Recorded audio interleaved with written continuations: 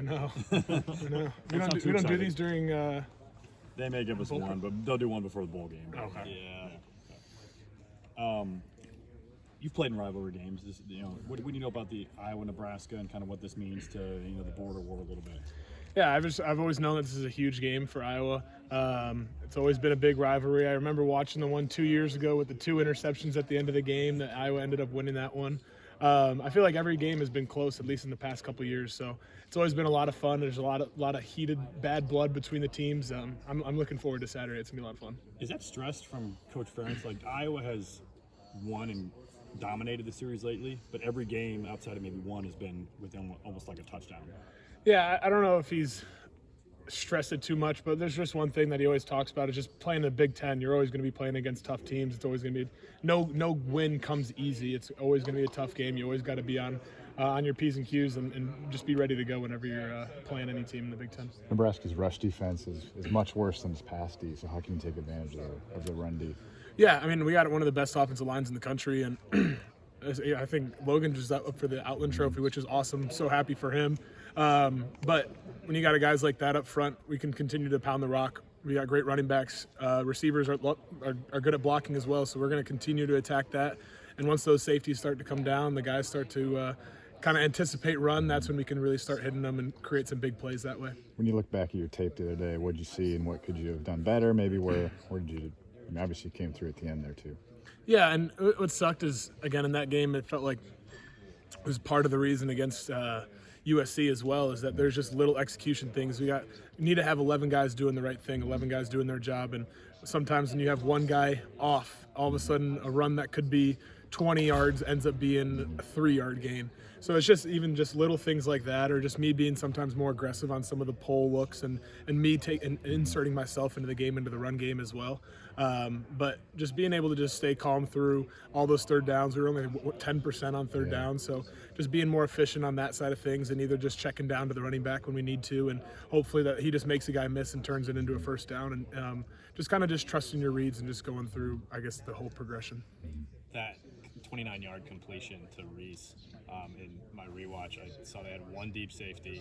I mean, I imagine you were just licking your chops. I was. We called a play, and Reese technically has an option on that play, and I was just super excited because it was the first time they finally pressed him all day. Saw the one high safety just drop back, made sure that he stayed in the middle of the field, and then took my one-on-one to Reese.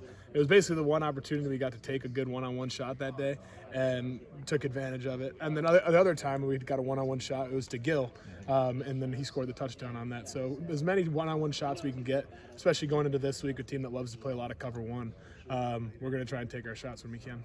You guys are playing a bowl game, but have you gotten the sense from this team that, finishing out the regular season with a win, just having that better taste in your mouth, going forward for the next month, is you gotten that feeling from the leaders that you got to get this win here?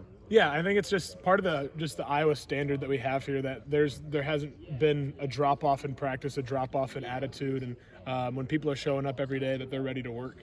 And when you have leaders like that, when you have, everyone on the team is acting that way, it makes me feel good knowing that we're going to have a good week. We're going to go into this game ready to go and prepared to win the game. And we want to obviously have that win. We can go get to 8-4 and then kind of have that good long, multiple bye weeks is just before the bowl game, which I'm not used to, but I'm looking forward to, and hopefully getting guys better and kind of trying to leave my legacy in that way to the younger guys. Are you able to run? What's the status of your knee, I guess, after it's been a while now? We haven't asked you about it for a bit. Yeah, it feels good. It's obviously you're going to continue to have bumps and bruises throughout the season. You're never going to feel 100%, especially when it's week 14 at this point. But I feel really good. I feel comfortable in all the run game stuff, and we're going to continue to, implement me in that way. With the offensive line a little bit banged up right now, do you have to make adjustments in your mind with with certain calls? Reads of the line or anything? Yeah, there's some certain situations, and I think the coaches have done a great job of, where players are having some deficits that we're trying to stay away from those things and really kind of lean on the strengths of the guys and lean on, run in certain directions. But I think the guys have done a great job of, especially just being in the training room and trying to get better, have the better rehab, and I feel like they're pretty healthy now after coming off that game, and they've done a good job, and we're going to just try and do attack, just normally how we always do. Yeah.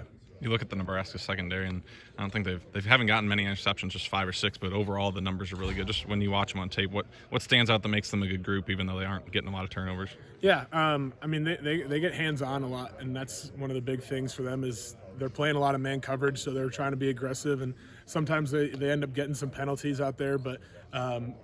That's what happens when you're mostly a man team trying to play aggressive, and they make it really hard on just receivers trying to make a play on the ball. And I mean that's why they have been so successful in the pass game. And they sometimes try to confuse some things. As for the quarterback, they try to bring some pressures, trying to heat you up so you got to get the ball out quick.